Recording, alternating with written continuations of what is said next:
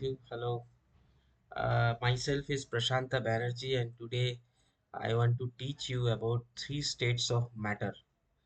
So, I am explaining one topic related to matter. Matter can exist in three main states.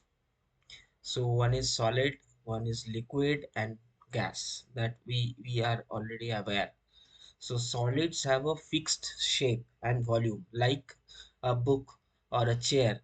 Liquids like water, they take the shape of that particular container but have a definite volume.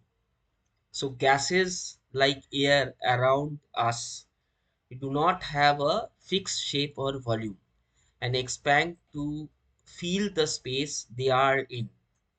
Let me give you an example. For an instance, ice is a water in a solid form. When it melts, it turns into a liquid water. And when heated, it turns into steam.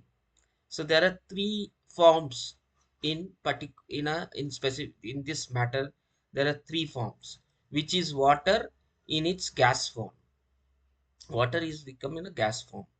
So to summarize this topic, that so solids and gases are all different forms of matter in different stages, and we see them in every day in our daily life. Each state behaves differently based on how the molecules inside them moving. So this will this from this we can gain more knowledge. We can adapt the three formation of matter: solid, liquid, and gas. Like next time, what you can do next time, you can go to the kitchen, see if you can spot an example for these three states of matter.